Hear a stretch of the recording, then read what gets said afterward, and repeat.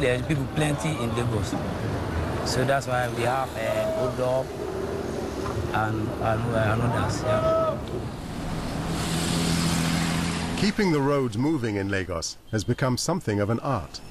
Officer Georgette is a local celebrity for her dedication to directing the traffic. I've been directing traffic here since year 2001. And someone has to be on junction because of the go slow, so that everybody will go where they are going to on time. Because in Lagos, traffic is a terror and it's a terrible something. The way I control the traffic, I don't tolerate nonsense to anybody. When I stop you, you stop. When I say go, you go. So that's why everybody loves me on the road. When they do start moving, Lagos's roads are a real danger. Nearly 30% of all road accidents in Nigeria happen here on the streets of Lagos. This Okada is risky. It is risky if you get accident for the express. You know how you will get leg brake or hand brake. Georgette may be an expert at directing traffic, but she's not so good at first aid.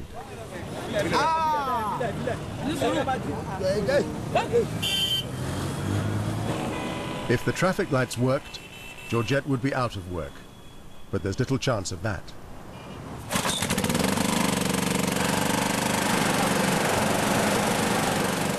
Along with the traffic, generators are the soundtrack to this city. The city consumes 45% of the country's total power production, but even that is insufficient. Long power cuts are frequent. These inefficiently run personal power stations coat the city in grime and pollute the air. For Olu and everyone else in Lagos, they are a necessity. Because NEPA don't take light. That's why I want to own my jail. The national supplier, NEPA, or Never Expect Power Always as they're usually called, have left this old Lagos power station behind and rebranded as the Power Holding Company of Nigeria. But little has changed. For the things that really do matter to Lagosians, a power cut would be a disaster. There will be outbursts of fans. There will be problems here and there. Because there's no regular power supply from the government. So we have to put on the generator 24 hours. Anyhow, whatever it costs, we just have to put on the generator. Because we cannot afford to disappoint them. A minute, they will grow annoying. Unfortunately for Lagos's popular governor, Babatunde Fashola, a man with big plans to redevelop the city, the power supply is controlled by the national government. It's quite challenging, but I'm an optimist, and I think that the problem of electricity will be solved. Some of what I've had to do will be easier to do if there was electricity, and now that there is a little stability, developmental issues have taken the front burner, unlike in the past where they took the back burner where we were resolving political and survival issues. Facilities like electricity and water have been neglected for so long. It's not easy persuading the people to pay for the services and buy into the governor's vision of a new city. Whether Olu has a reliable supply or not, an unpaid bill means disconnection. We owe money now. Some people, they don't want to pay. Out of 10 people, 3, they will pay. 7, they say, we don't get money, we don't get money. So that's why the power holding come here, conquer that light. We paid, we don't see the lights. You see how they do it in London or England or America. This Nigeria, the situation of our light is so worse. They give us light this morning only for 2 hours or 2.5 hours, and they took the light. And since then we have been running gen, and that's how we are running gen every day. Cheating us, doing everything they like. Perhaps the lack of an efficient power supply provides the opportunity to start afresh with greener technology.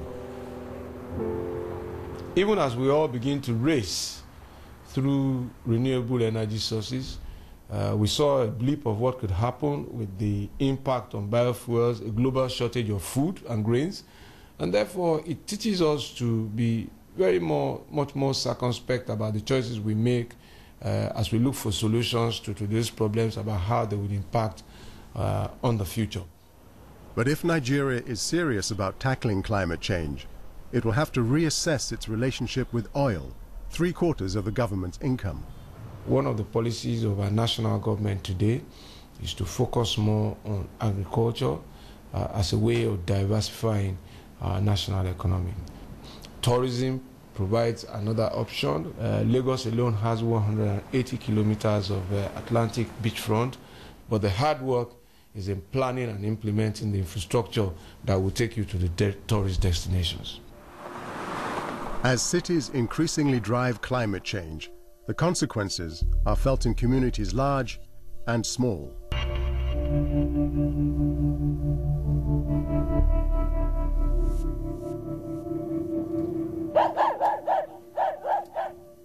The Yupik Eskimos of Newtok, Alaska, live in one of the most remote human settlements. They've survived this harsh environment for generations. Yeah, man satsimiknilu kuyuhtu man kanlasrat. Taliasiutlkat yut kanrotikluku ayagyo tlasman tapaklukununaslu. Kaisum tamak nasunretatku tel imkuk alangak imkuk saito alangak saito kanruta tuhturlu kinitlu kibillama. We were here for thousands of years. Our forefathers were living here, subsisting every winter, spring, summer, all year long. But their way of life is threatened like never before. You see that? This is all permafrost. They look like water, but these are all ice. It's melting. It's actually melting right now. So this is all the permafrost. You can see you can see the melting right now. It's falling off right now. Once frozen and secure, Newtok is melting into a watery landscape. The settlement will be lost to the sea in just a few short years. It's not just colder climes that are changing. Evidence of the same force that links Lagos to Newtok is here too.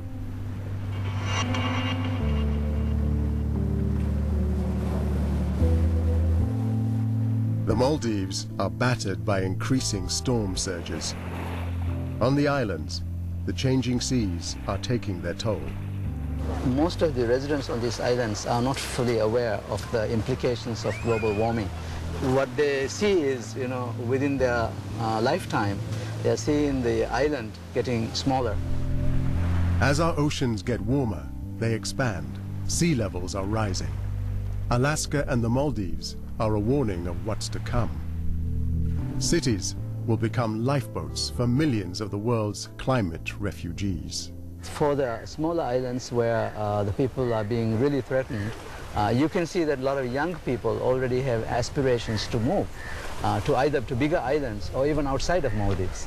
If ever they can afford, they will move to Mali. But Mali, as you can see, is heavily populated now and very densely populated, and it's becoming a very unpleasant place to live because of the crowdedness.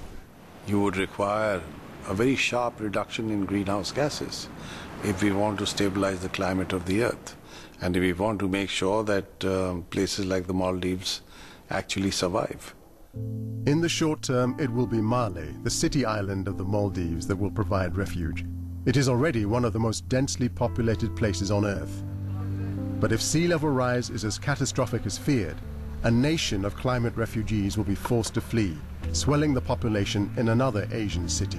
Our country is in danger. So we cannot just continue to accept business as usual. There is a possibility that most of our people will become environmental refugees. We will look at the possibility of having to go somewhere else. It's a truly alarming prospect. What overstretched city could welcome an entire nation of climate refugees? The villagers in Alaska whose homeland is collapsing around them have been urged by US government consultants to leave for the nearest city. They may be small in numbers, but their reaction to this would be shared in the Maldives. I really don't want to move, but I have really no choice, you know. This is a very delicate land. I can't live in a city life. I'll be very homesick, I'll be depressed. You can't shoot ducks in the ponds and lakes and the airports and harvest moose. Changing climates will speed up migration to cities, but bigger cities will only make matters worse. 80% of greenhouse emissions are connected to city living, so bigger cities mean more pollution. But the UPICs may have found an alternative solution.